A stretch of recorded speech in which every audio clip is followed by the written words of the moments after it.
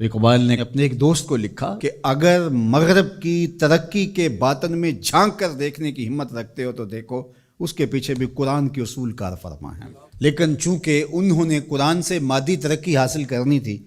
تو وہ انہوں نے لے لی۔ مسلمان نے مادی ترقی حاصل کرنی تھی اور قرآن سے روحانی ترقی حاصل کرنی تھی۔ قرآن سے اس نے زندگی کی زیب و زینت بھی لینی تھی اور قرآن سے آخرت کا جمال بھی حاصل کرنا تھا، لیکن انہوں نے اس کتاب کو پھینک دیا اور نتیجہ کیا ہوا نہ زندگی کا جمال نصیب ہوا نہ آخرت کا حسن عطا ہوا۔ قرآن انسان کو کھڑا کرتا ہے، انسان کو عروج دیتا ہے، انسان کو اس کی ذات سے ملواتا ہے، خودی کا تعقل دیتا ہے، اس کی ذات سے اس کو آگاہ کرتا ہے، اس کو مقصد زندگی بتاتا ہے، اس کو زندگی گزارنے کا اسلوب بتاتا ہے، اس کو معاد اور آخرت کی زندگی کے بارے بتاتا ہے کہ یہاں رہنا ہے تو کیسے رہنا ہے، وہاں جانے کا راستہ کیا ہے۔ قرآن اس کو مکمل، کامل اور اکمل زندگی عطا فرماتا ہے، لیکن انسان نے قرآن سے زندگی تلاش ہی نہیں کی اور اس سے زندگی حاصل ہی نہیں کی۔ اللہ اکبر، حامل قرآن و بے ذوق طلب، اقبال کا ذرا لہجہ دیکھیے، حامل قرآن و بے ذوق طلب،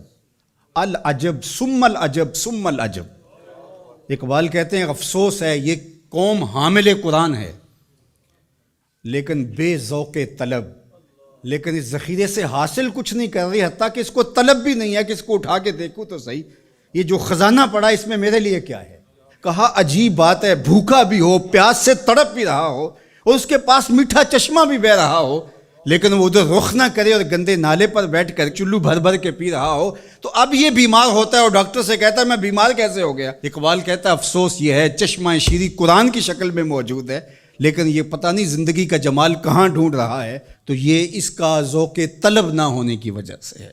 اور ذوق طلب جس کا ہوگا وہ ضرور اس سے کچھ حاصل کر لے گا اور اپنی ضرورت کے مطابق حاصل کر لے گا، اور اس نے بھی تو اپنی ضرورت کے مطابق جو حاصل کرنا چاہا وہ کر ہی لیا، جو اس کی طلب تھی قرآن سے اس نے وہ لے ہی لی۔ لیکن اگر قرآن سے زندگی کا اسلوب سیکھنا چاہتا تو اقبال کہتے ہیں کہ وہ زندگی کا اسلوب اور زندگی کا جمال اور زندگی کا حسن انسان کو دیتا ہے۔ قرآن یقین کا نور دیتا ہے، اور ہمارا بہت بڑا مرض ذوف الاعتقادی ہے۔ ذوف الاعتقادی قوموں کو کبھی بھی نہیں اٹھنے دیتی، اور دوسرا ان کے نظریات کے اندر یکسوئی پیدا نہیں ہو سکتی، چونکہ وہ جن لوگوں کے زیر اثر ہوں گے ان لوگوں کے نظریات کے حامل ہوں گے اور وہ قوم ہی نہیں بن سکیں گے۔ اور نتیجہ کیا کہ ایک علاقے کا اسلام دوسرے علاقے کے اسلام سے نہیں ملتا، ایک پیر خانے کا اسلام دوسرے پیر خانے کے اسلام سے نہیں جڑا ہوا، ایک تنظیم کا اسلام دوسری تنظیم کے اسلام سے نہیں جڑا ہوا۔ تو یہ سارے اسلام سینکڑوں ہزاروں کی شکل کے اندر جو نشو و نما پا رہے ہیں، تو یہ جتنے مرضی اوپر چلے جائیں نتیجہ خیز نہیں ہوں گے۔ نتیجہ خیز تب ہوں گے جب ماخذ ایک ہوگا، وہ قرآن مجید ہوگا۔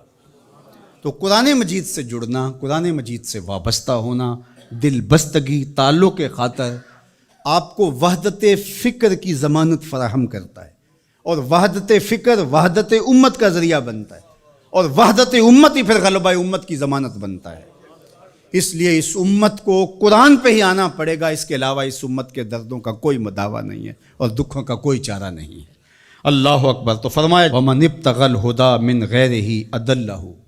اور جس نے قرآن سے ہٹ کر کسی اور جگہ سے ہدایت تلاش کی اللہ اسے گمراہ کر کے رکھ دے گا۔ قرآن سے روشنی لے، ان ھذا القرآن یہدی للتی ہی اقوم،